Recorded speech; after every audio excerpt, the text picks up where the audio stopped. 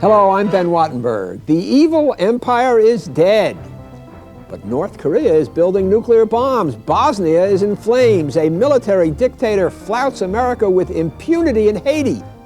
What principles should guide the United States in our dealings with dictators and Democrats, with enemies and allies?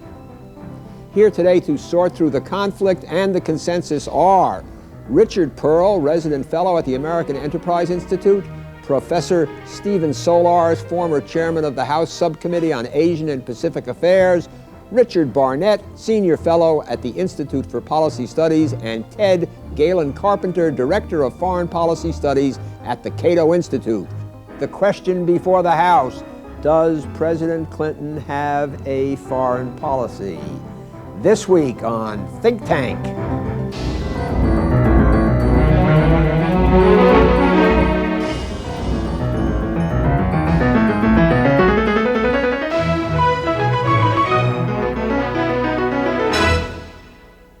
For the last 40 years, America had a foreign policy that could just about be explained on a one-word bumper sticker: containment. Most Americans rallied to the view that a hostile, nuclear-armed Soviet Union should be stopped from expanding its power.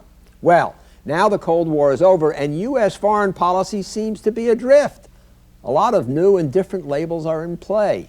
Listen: interventionism, cultural declinism, cultural imperialism, exporting democracy, free trade, protectionism, realism, America first, ectopia, imperial overstretch, enlargement, new mercantilism, unilateralism, multilateralism, economic nationalism, adhocracy, pragmatism, triumphalism, idealism, and of course the New World Order. My own label of choice is triumphant, non-coercive cultural imperialism, or for short, neo-manifestestinarianism.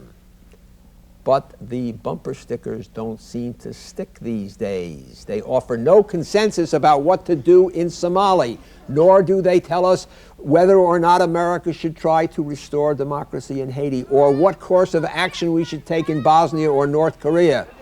Moreover, the United Nations peacekeepers, the Blue Helmets, have been deployed all over the world, and some of them are Americans. Isn't it strange? America is the #1 military, cultural, political, geopolitical, educational, scientific, and demographic power in the world. Here we are, the most powerful, influential, emulated nation in history, and we don't know what to do with it. Alexander the Great, where are you now that we need you? We do not have Alexander the Great with us, alas. We have Professor Stephen Solarz of George Washington University. Steve, what is your label? I don't think, Ben, any label can adequately describe what we ought to do in every conceivable contingency, but for want of anything better, I would suggest enlightened internationalism. All right, let's just hold it there. We're going to come back to that. Richard Barnet, what is your label? At the risk of adding one more to your long list of silly labels, let me suggest pragmatic globalism, which in the details I think is not silly. Pragmatic globalism. All right. Ted Galen Carpenter, where are you in the label game? Recognizing the great difficulty in summarizing a complex concept, my label would be strategic independence. Okay, Richard Perle. That's a long label. You're entitled to a long label. If there is only one superpower, let it be us. Let's make sure that we are not again threatened in the way we were when there was a rival superpower capable of destroying us. You represented voters for 18 years. How do they benefit if we are a superpower? And we are the strongest, and you know, this is a devil's advocate question, but if we are the greatest economic power in the world, and if we are the greatest military power in the world, how does that help the people from your former district? I give you just one or two examples. If there's any hope of preventing North Korea from joining the nuclear club and acquiring a sufficient amount of fissile material to provide nuclear weapons to rogue regimes like those in Iran and Libya and to terrorist groups like Abu Nidal, it depends on forceful American leadership, which we're potentially in a position to exert precisely because of our superpower status. I think a superpower is a absolutely obsolete term, and that it's a dangerous one to use because it really suggests that we are special because of nuclear weapons. And I think we should forget that, because that's not the basis of our real power to influence the world today. I'm starting really from exactly your vantage point. What does this mean to the people of this country? We talk about being a superpower. Look at the cities in this country. Compare us with Europe. Look at our education system. Look at now increasingly the increasing health problem, the scandalous crime problem. Hold on, Richard, why don't you deal with that one? Well, I think you have to ask the question, what did Steve's constituents have to pay for during the long night of the Cold War? And the answer is we were enormously burdened by the need to protect ourselves from what could have been devastation. There is now not a rival superpower in the world, and if we play our cards right, if we're adroit, if we marshal our strength, and it's not principally nuclear strength, I agree with Steve. No, I agree with that it's a combination too. of It's the conventional symbolism of strength nuclear weapons that's so and important. economic power. But if we play our cards right, we can inhibit and maybe even block the emergence of a successor superpower that could again threaten us. And there's a tremendous advantage in doing that. I agree with that, but that's why the economic issues are so important, and why it makes no sense for the United States now to maintain a military budget which is greater than the 10 next countries in the world. But it's a trivial fraction of our gross national Not trivial as far as the budget. That's beside the point. That's not Richard. That is utterly 3.5%. That's not the point, because we the use issue. the other 96.5% to repair the cities. It's not 96%. crime. Richard, we're how talking do you- about the budget, and we are starving our cities. We are starving our police departments, our fire departments. I would strongly disagree with Richard that we have a problem with a cash-starved welfare state in the United States. That's not the source of our But you would domestic cut the problems. defense budget nonetheless. Certainly, we can afford to cut our defense budget substantially. We can't justify continuing to spend $260 billion a year on the military when Japan is currently spending $39 billion and Germany is proposing spending $28 billion this next year. And as far as the many problems in the world, I think we have to ask, if the situation in Eastern Europe is so threatening and so terrible to us, it must be far more so to the major powers in the European Union, and particularly to Germany as a frontline state. Why are they cutting back their forces? Let Richard get in Ted, there. we've heard this argument for years that we can't possibly be right in our apprehensions because there's somebody else who doesn't share them. But they're more immediately threatened. It doesn't follow that they're right and we're wrong. And indeed, the Europeans you're talking about have a history of myopia that has twice in this century embroiled them in desperate wars from which they emerged only with our help. On the whole, we've been closer to right, and I think we're closer to right now about those Let's do a quick one on some applications of these principles. Bosnia, what do we do? Well, I think we're in a terrible situation in Bosnia because What do we do? we are enforcing an embargo that is preventing the Muslims of Bosnia from defending themselves. It's a scandalous situation. We should end that embargo immediately. We should call for the withdrawal of the UN forces who are there so they get out of harm's way and let the Bosnians defend themselves. What do we do about Bosnia? Let the parties fight it out, accept the verdict on the battlefield. If the Europeans feel that their interests are sufficiently at stake in the turmoil that they wish to intervene, they have the capability to do that. I think for them it's a close call. I can understand why they might not want to take the costs and risks of intervention. But Bosnia poses no threat to us whatsoever. But you are creating a climate in the world in which anybody who wants to grab territory, dismember an independent UN member state can do so and get away with it, and nobody does a damn thing. In that climate, there will be others. I can't tell you who they'll be, but there will be others. I agree with Richard on this, but Richard Barnet and Richard Perle agree. I think it's a serious. I think it's a serious, very serious problem. At the moment, because of the history, I think the options are very limited. Ending the embargo, I think, is not a major issue or a major solution. I think it will increase the bloodshed. It might be a good thing to do.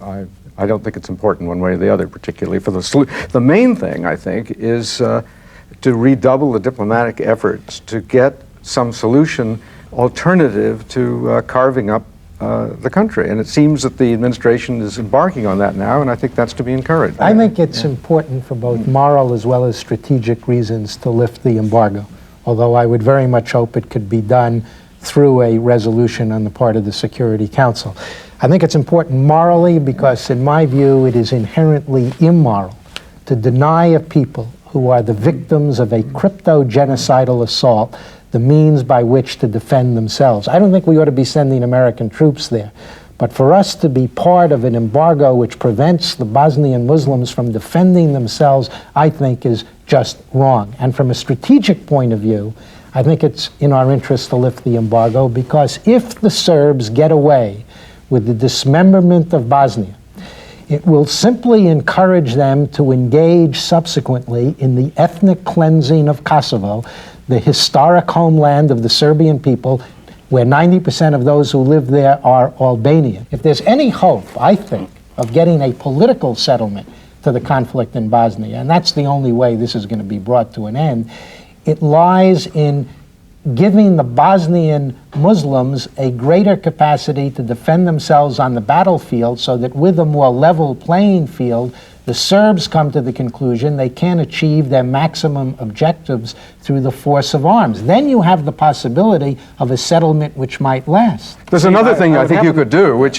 is now make much clearer what our policy will be with respect to the expansion of the war. In other words, do the kinds of things that we did too late in Bosnia much earlier with respect to respect to Kosovo. But who's going to believe it? Ben, can I respond to this? Well, I think... hold on. I mean, we've made a series stop. of declarations. There's no credibility. No, well, hold on. You go through. You have an ultimatum through the NATO now. Cease.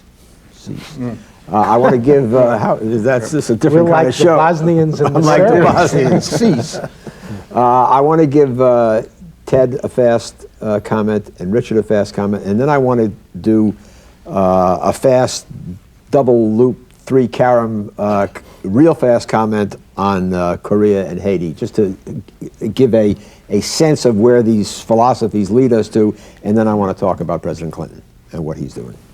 Steve, I would agree with you that the embargo should never have been imposed. It should now be lifted. However, even if that conflict did spread southward into the Balkans, there is no reason, unless we were foolish enough to put our prestige on the line and put our troops at risk, that such a conflict would affect our security any more than did the Balkan War of 1912, which involved many of the same parties. This is still a parochial regional conflict, even if it spreads beyond the current boundaries. Richard, you give your fast comment, and then we're In going any to case, it's highly likely that this administration, which seems devoted to elevating the United Nations, will get us into this situation on the ground as peacekeepers after it comes to an end. I think that will turn out to be a tragic mistake because we'll be right in the middle of a Lebanon sort of situation, since there won't be a satisfactory peace unless it is a peace that the Bosnians themselves can defend. And that isn't going to happen unless we lift the embargo and give them a decent chance to reestablish their country. I want to go on to President Clinton, but I want to get, again, just to sort of flesh out these principles, real fast answers going around the clock this way on 2 questions, Haiti and North Korea. Given your general philosophy, which you have all articulated so brilliantly, what would you do about Haiti? What would you do about North Korea? And we got to do it quickly. On North Korea, I think the only hope of a satisfactory solution lies in a combination of credible carrots and sticks. I think we have to confront the North Koreans with the threat of comprehensive sanctions, which would involve necessarily the cooperation of China, coupled with offers of diplomatic, political, and economic normalization if they agree to give up their nuclear weapons program. With respect to Haiti, I think that we're in a situation where we're destroying the country in order to save it. I think we have an interest in restoring democracy there, and in my view, probably the only way to achieve that objective would be through the introduction of a multinational force which would restore President Aristide to power, dismantle the Haitian military, and create conditions for the establishment, hopefully, of an enduring democracy. You mean in that a country. Desert Storm where we get Saddam Hussein? Unlike Desert Storm, which took 7 weeks to succeed, such an operation in Haiti would take 7 hours. Richard Barnett, you got Haiti and you got North Korea. Haiti, I just made you president. Now you're Haiti, president. Tell me what you will do. I would toughen the sanctions. I would put a ban on goods from Haiti, where the money is basically flowing into the hands of the thugs and military who are running the country. And I would do what the president said he was going to do in the campaign. I think it's a scandal that we are closing our country to refugees when we have taken such responsibility for the country and we haven't can't deal with the humanitarian tragedy that's resulting. On North Korea, I would agree with much of what Steve said. I think the basic problem is the larger proliferation question, which I think we have to deal with in an entirely new way. I think we have to sort of the number one vital interest. Absolutely vital interest of the United States. Do we agree with that? I think we need to think about gun control internationally in a much more serious way. Arms trade, and I think for once now we have the five major powers at least more open to making proliferation a serious national security objective. Let's get your two answers. With respect to Haiti, I would end our current policy, which seems to be based on the proposition that we're going to restore democracy to Haiti if we have to kill every Haitian to do it.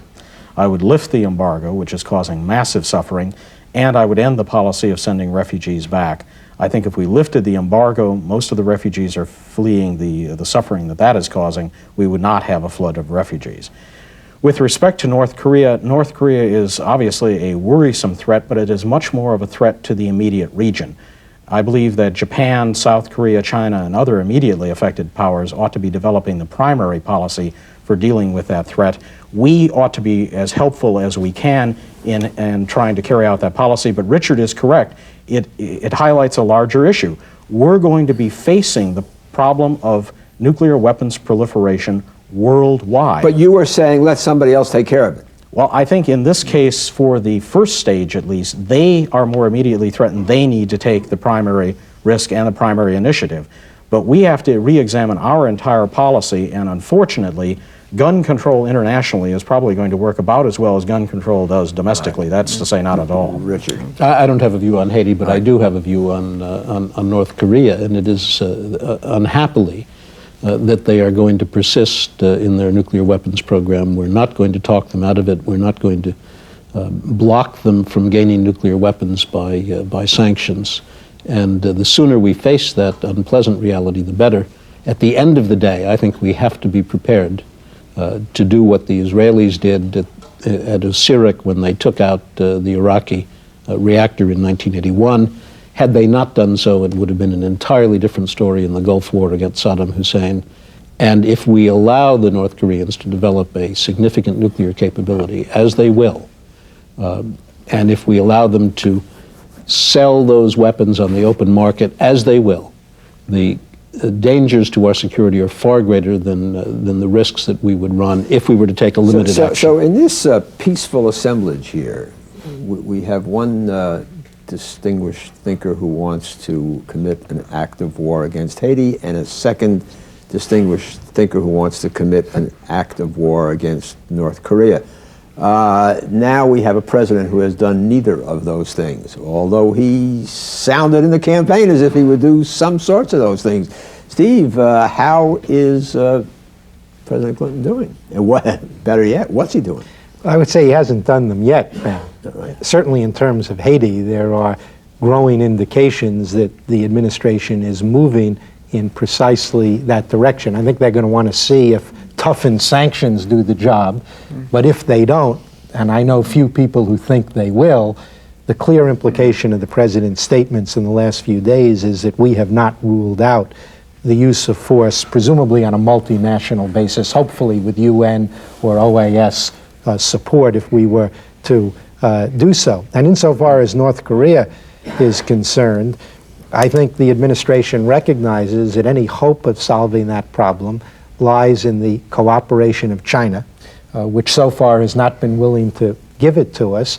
And I think they believe that we have to first demonstrate to the Chinese, and probably also to the Japanese and South Koreans, that we've tried the negotiations route, and only after it's absolutely clear that hasn't worked will they consider tougher measures. But aside from that, And aside from the normal bungling that you get in the first year or two of an administration, Richard, has Clinton been just flip-flopping? I mean, he says one thing, says the other thing, says one thing, says the other thing. What does he stand for? We had all those labels. What label do we give Clinton?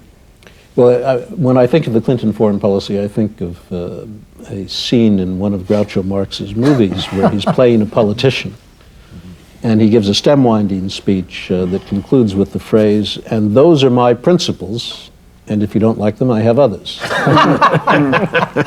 Of course he's flip-flopping. He's flip-flopped on practically everything and on most things more than once. I mean, he has said... And I think this is terribly dangerous because in addition to the inconstancy of the president, you have a Secretary of State who proudly proclaims that he thinks the foreign policy of the United States should be conducted on a case-by-case basis, which gives no indication to the rest of the world of what we stand for. It prevents enemies from knowing where lines are drawn, and it denies friends the confidence of knowing that we're with them in the situations they face. So I think we're left without a policy, and it's very dangerous. The administration's policy so far seems to be one of determined incoherence. Is that another label we could use? I think that would be one we could add to the list. The administration obviously has blundered badly in Somalia. It's dipping its toe into the Bosnian quicksand. It seems utterly confused on Haiti. But I will give it credit, at least it's avoid doing anything really stupid in the case of the Korean crisis. From your point of view, the fact that Bill Clinton has not got us into the two conflicts that Mr. Perle and Professor Solarz has talked about, that he's done something by doing nothing. Well, particularly in the case of North Korea, the one thing we don't want to do is to start a general war on the Korean Peninsula. That's obviously in no one's best interest. And those who cite the Osirak model better remember that Iraq did not have 1.1 million troops amassed on the Israeli border when Israel launched its attack. So the administration at least has proceeded cautiously. I will criticize it in that it seems to be determined to get an agreement, any kind of agreement, without a realistic assessment of whether that agreement will be meaningful. I guess my biggest concern is that one whole area has been left out, and that is the sources of the anarchy and confusion that we see around the world, which I think are rooted in economic changes. So that the gap between the rich and poor within countries and between nations is growing, and hopelessness is growing, and that's a breeding ground for violence, as we know. Ben, I would say that when it comes to foreign policy, it is important to keep in mind the wisdom of a remark I think Emerson once made to the effect that foolish consistency is the hobgoblin of little minds. I don't think it is possible in foreign policy to be absolutely consistent in the application of policy everywhere in the world. At the same time, in a number of areas, particularly in the Balkans, we seem to have reversed Teddy Roosevelt's wise aphorism by speaking loudly but carrying a small stick. And you can't constantly threaten to take actions and then refrain from taking them without a tremendous price in terms of your credibility, not only there, but elsewhere. What we have to avoid is falling into the trap of adopting the light switch theory of U.S. engagement in the world, that there are only two possible positions, on or off. There are different forms of engagement, diplomatic, cultural, and economic, as well as military. And there is no reason why we have to have the same level of engagement in all four areas. We can have a very prudent, very restrained military policy and still be heavily engaged culturally, diplomatically, economically in the world. And that's really the policy we ought to have. Richard, what do you think of that? Well, I think there's a clear and vital relationship between our well-being at home as Americans and the extent to which the rest of the world is Americanized, if you will. By which I mean the extent to which the rest of the world is democratic, operates free markets, and accords fundamental human rights to its people. Because in a world populated with American-style nations, we will not face the kind of threat that we faced during the Cold War. These are not the states that make wars and that threaten us. Thank you, Mr. Perle, Dr. Carpenter, Dr. Barnet, and Professor Solarz, and thank you. You know, this is a new show, and we'd like to hear from you. Please send your comments to the address on the screen.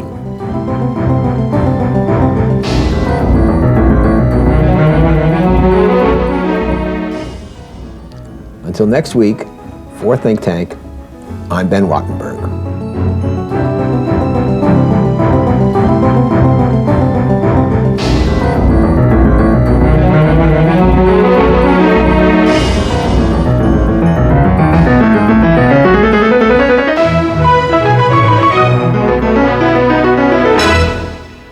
This has been a production of BJW Incorporated in association with New River Media, which are solely responsible for its content.